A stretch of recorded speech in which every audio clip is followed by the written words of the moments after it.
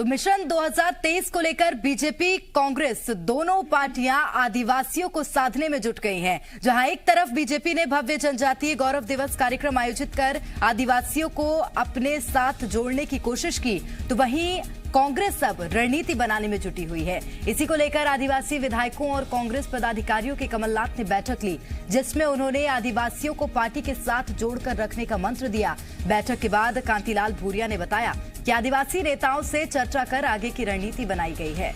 उन्होंने दावा किया है कि आदिवासियों का जनाधार कांग्रेस के साथ है और 2023 में फिर से कांग्रेस सरकार बनेगी। वहीं आदिवासी बाहुल्य जोबट में हार पर कहा कि बीजेपी ने डरा धमकाकर और धन बल के दम पर चुनाव जीता है।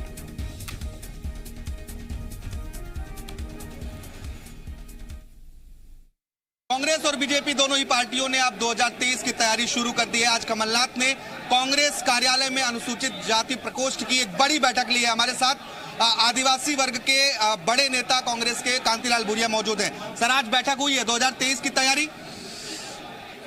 आज हमारे प्रदेश कांग्रेस कमेटी अध्यक्ष ने सभी आदिवासी समाज के नेताओं को, विधायकों को सब बुला के उनकी मन की बात सुनी। वो किस तरह से आदिवासी की परेशानियां हैं, कैसे दूर की जाए, क्या है, और ये सरकार, बीजेपी सरकार में आदिवासियों के हक को छीना जा रहा है। इस बात को लेकर आज विचार मंथन हुआ है। और विधायकों ने क्या बताया सर, क्या दिक्कत है? सब विधायकों, आदिवासी की जो समस्या है वो समाधान बीजेपी सरकार में नहीं हो पा रहा है, इसलिए लोग परेशान है। अब आने वाला 2023 में एक तरफा फैसला होगा और कांग्रेस सरकार बनेगी, ये हमारे आज हमने संकल्प लिया है। आज आदिवासी विधायकों की बैठक हुई है, तमाम बातचीत की गई है, उनकी समस्याओं को जाना गया है और इसी तरह से अभी 1-2 दिन और लगातार बैठकें चलने वाली हैं। कैमरामैन कैलाश मालवी के साथ आकाश द्विवेदी, जी मीडिया, भोपाल।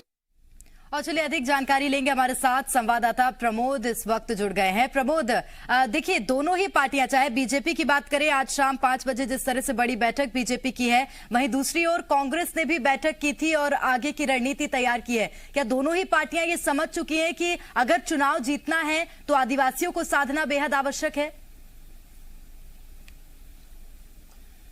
देखिए, दोनों ही पार्टियां जान चुकी हैं और समझ चुकी हैं, इसलिए उसी रास्ते पर आगे बढ़ती नजर आ रही हैं।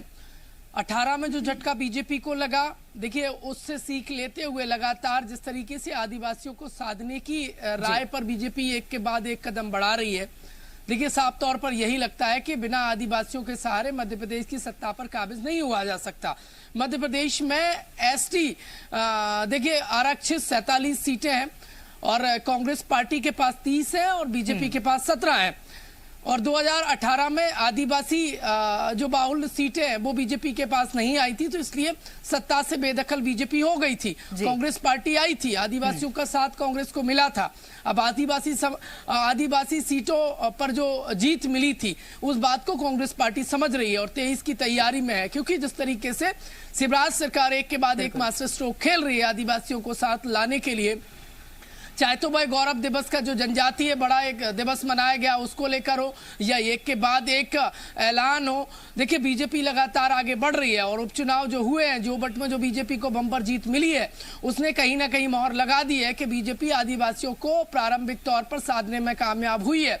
और कांग्रेस पार्टी इसे अपने आप के लिए अलार्मिंग मान रही है विधानसभा 2023 को देखते हुए।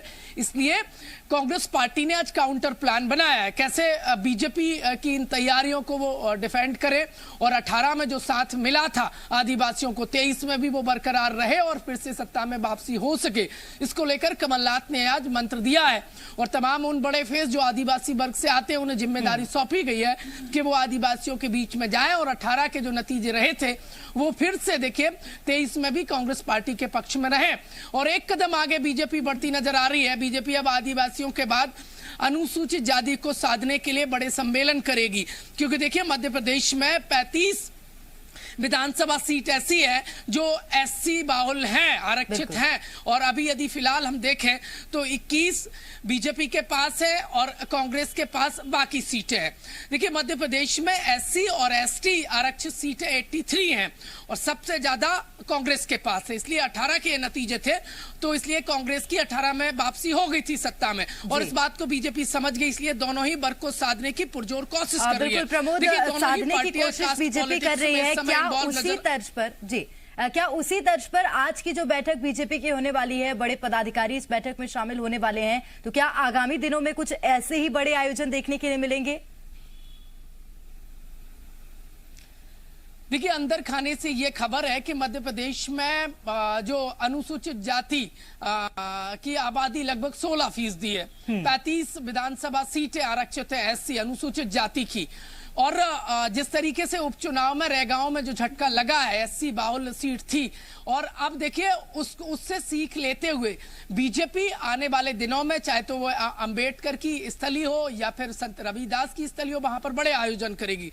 कैसे अनुसूचित जाति को अपने पक्ष में लाया जाए, क्योंकि 13 के बाद 13, 18 और फिर इसके बाद उपचुनाव के नतीजे बताते हैं कि ऐसी जो बाहुल्य सीटें हैं वो कहीं ना कहीं बीजेपी से छिटकी हैं। क्योंकि 2013 की यदि हम बात करें तो एससी बाहुल्य सीटें बीजेपी के पास 28 थी और 18 में ये घटकर महज 21 रह गई। और उपचुनाव जो पिछले दिनों हुआ था रैगांव, वो भी बीजेपी की झोली से सीट चली गई। बिल्कुल, निश्चित रूप से। तो अब जो आयोजन हो रहे हैं प्रमोद, उससे ये देखने वाली बात होगी कि आगामी दिनों में कौन सी पार्टी इस वर्ग को साध पाती है। बहुत शुक्रिया तमाम जानकारी साझा करने के लिए। तो मध्य प्रदेश में 2023 के विधानसभा चुनाव की जोर आजमाइश की जो तैयारियां हैं वो शुरू हो गई हैं। इन बैठकों से यही पता लगता है।